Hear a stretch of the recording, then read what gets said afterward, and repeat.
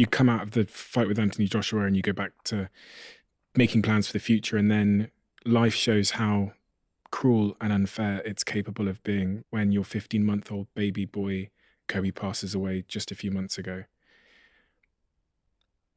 I'm really sorry. Thank you.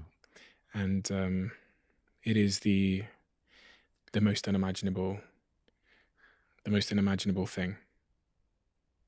Yeah, that's something that I never imagined. And all of the sudden, nothing really matters. All of the sudden, you realize that you were complaining about a lot.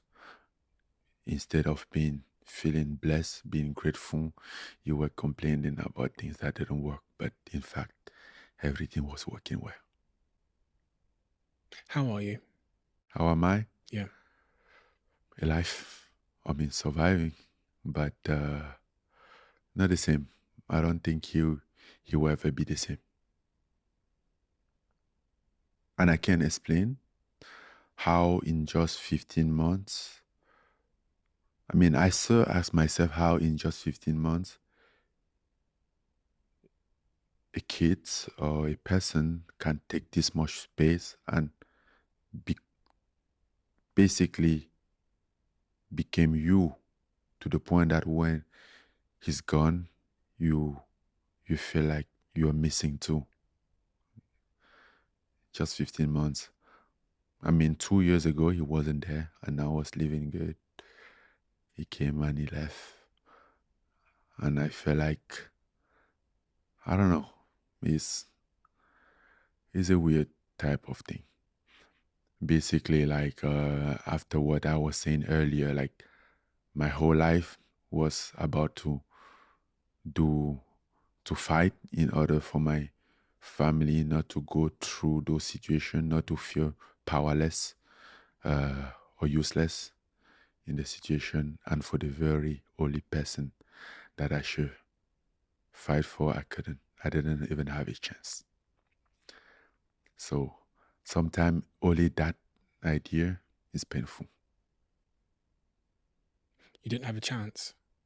Yeah, he wasn't sick. We didn't have to take him to the hospital. Didn't have anything like that.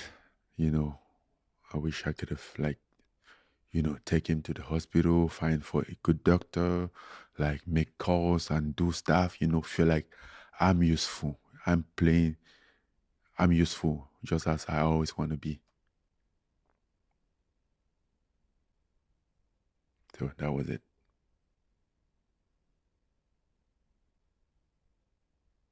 Is it possible to have you been able to grieve and process it? How do they grieve? How do they process it? I never learn. I never know how it works. You just feel it. Some days you do with it, some days you do without it. How do they deal with that kind of situation? There's not a how they say, there's not a process that is set up to learn how to go through. People will do it in different ways.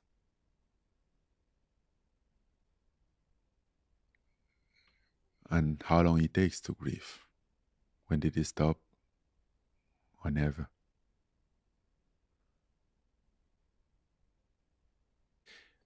One of the big conversations I think that's become quite popular is the idea of mental health and protecting our mental health and being aware of our mental health. When something like that happens to you, it's the most, I don't have children yet, so I've not been through something like that, but I can just imagine the way that I try and imagine it is I have these wonderful nieces and nephews in my life. My brother is a year older than me, has 3 children, and they're like my children in a way. And just the thought of something happening to them is the most unimaginable crushing feeling to me. And men in particular aren't very good at dealing with things compared to my partner, for example. She's very expressive, very emotional. She expresses how she feels. What are you like at expressing how you feel?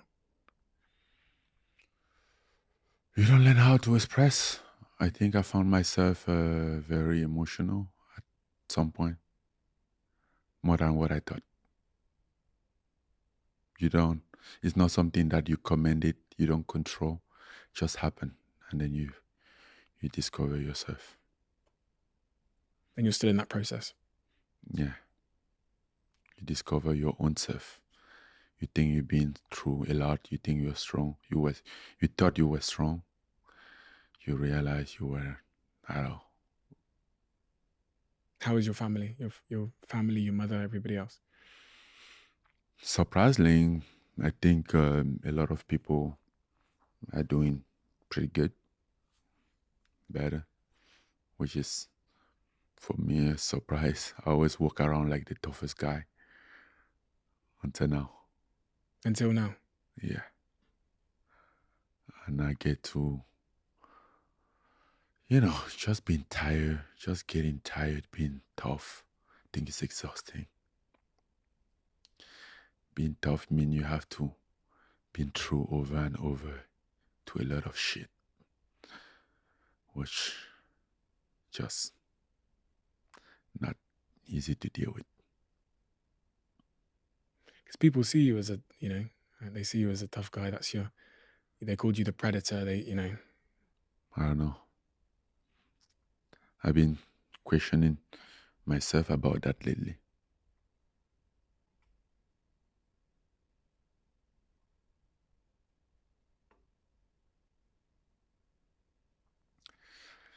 Yeah.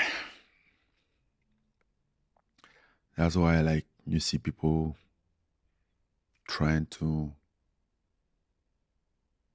know somebody, pretend to know somebody. Meanwhile, they don't even know themselves. Like you can know somebody who doesn't even know his own self. You don't know who you are. You don't know what you can do, what can affect you, how you can deal with things that never happened to you. So you can't expect to know that about somebody. What have you been questioning in yourself? If I can deal with stuff, if I can handle stuff, been doubting about my capability of stuff sometimes. What are you talking about? In terms of dealing with stuff, handling stuff, emotional things. Yeah, like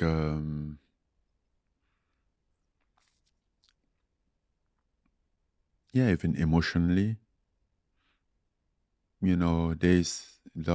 There's some days that you wake up and you think about stuff, about everything, and you really like, what's the purpose, what's the goal, if it's gonna end up like this? What's the purpose of fighting if I will end up not being able to fight for the only person that I can fight for? Let's talk about something else. Yeah, I'm sorry.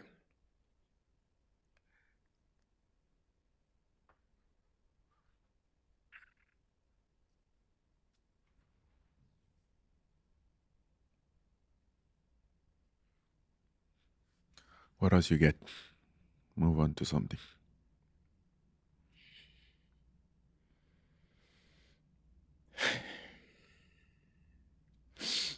I am. You're in Vegas at the moment. Yes, but I'm going home soon. Going back to Cameroon. Mm-hmm. Next week. Next week. Mm-hmm. What's the plan? I'm gonna be there for a couple of weeks. I'm training now. I want to really make a purpose, have a purpose, make a sense of all of this. And I think I'm going back to fight. So I've been training a little bit because I get to the point that I feel like I really need to push myself to get out there, start to think about something, find purpose. And that's what I'm doing. now training, and I think I should fight. I need to fight, so I might fight before the end of the year. You know, I think some MMA fight would be good to get back in the loop a little bit before going back to boxing again. You're fighting in a new league under a new promotion. Yeah. Which is very exciting. I saw the announcement. Yeah.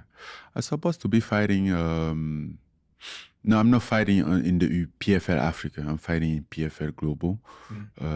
But yes, we launched the PFL Africa, and they announced it the other day in Nigeria, in Lagos, Nigeria, with the one of our new partners, Elios. So it's been good. And it's about purpose now. It's about finding new purpose, you said. Yeah. Fighting for a reason. You know, something to fight for. I think it's whether you make it a purpose to keep going, or a reason to keep going, or a reason to stop. But either way, it can serve as a reason. And your reason, your purpose, you're going to get out there and find it. Yeah, I think my son was full of life. I think if there's one thing that he wasn't inactive. He was very active. Was very curious about stuff. He was, and I think the best way to honor him would definitely not be to quit or to leave things like that because of him. I think if there is a way that he would like things to be done, was to serve as a motivation or to be a reason for things to happen. That's what you've always been, Francis. That's what you've always been. You've always been an inspiration. He's now an inspiration, I think. He's now your inspiration. Yeah. I had so much in this kid. Like, he was just 15 months old. But, you know, I have so many plans. Was doing this, was preparing that, was building a basketball court, was getting ready for his, looking for a soccer cleat of his size so we can go play soccer when he started, because he just started to work. When he saw it, we go play. Everything. He became a goal. He wasn't like just a kid. He was a goal. Like, was exciting, waiting. You know, he's there and it's time. But yeah.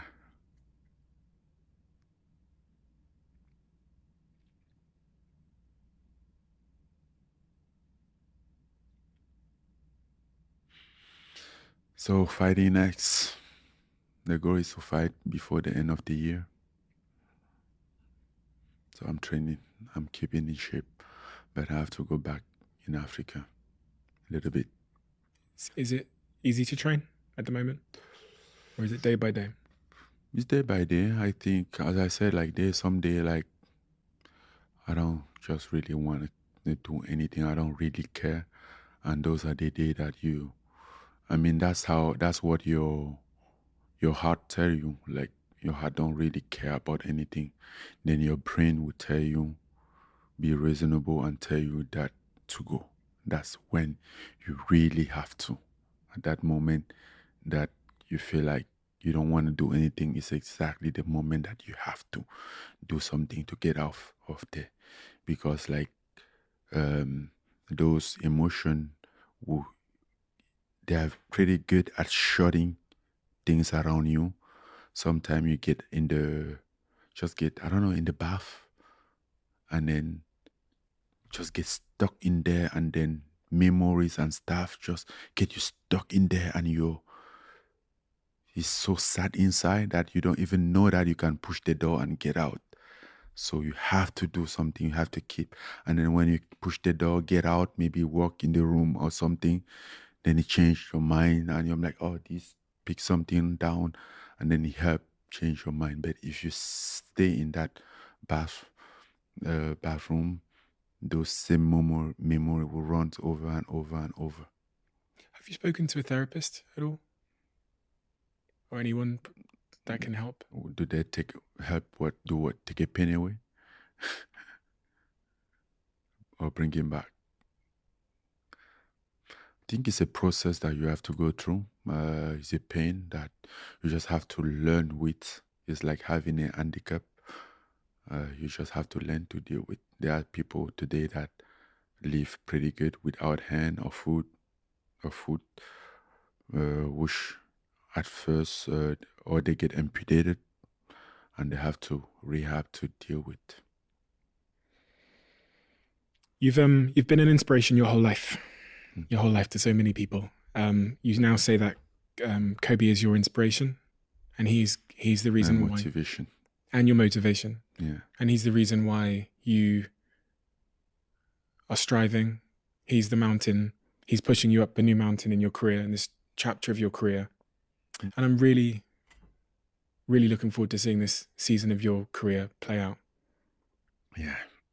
I hope I'll be able to do it. But I just have to get out there and find out. Francis, we have a closing tradition on this podcast where the last guest leaves a question for the next guest. So the last guest has left a question for you, and they don't know who they're leaving the question for. Okay. And the question is here. When did you last realize that you had it all wrong? When my boy passed away. That was the moment that I realized that everything that's been my reason for fighting fall apart. That was the moment that I feel that I really felt like I felt like a failure. You felt like a failure? Yeah. I feel I just feel like I could have done something. Just that.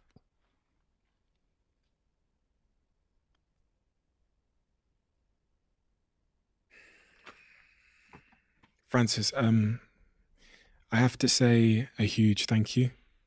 I have to say a big thank you. And I'm not just saying thank you from me, but ever since I heard your story that time in Paris when we're in that hotel, you put my life in perspective. You gave me gratitude that I probably didn't have to the same extent before, because you've been through an incredible journey. And throughout that whole journey, you've got this perspective for life where you understand more than I ever did what's important. Things like family, things like principles, you've understood that more than I did. And you also, having gone through that entire journey, I didn't hear you feeling pitiful, complaining about the struggles you'd been through. And I reflect on the life that I've lived and the things that I'd dwelled on. And I thought, oh my God, this guy has walked out of a really, really dire situation and built the most incredible life. He's climbed to the top of the mountain. And it's funny because when you climb to the top of those mountains, you get there alone. But what you don't ever get to see is that you've actually brought millions of people there too, because you've inspired them and you've shown them, proven that they have no reason why they can't too. If Francis could go from Cameroon on that journey through the Sahara Desert, he tried to climb the fence, couldn't get over the fence, then went through the sea on the boat, from Spain to Paris, from Paris to the USA, to the top of the mountain, to beating Tyson Fury. There is absolutely nothing that I can't do. Yeah, I think so. I think there's a lot we set a lot of limit of ourselves by just like, oh, it's not possible. Which again, we don't know what's possible or not. But staying there thinking of what's possible or not doesn't help. Actions help.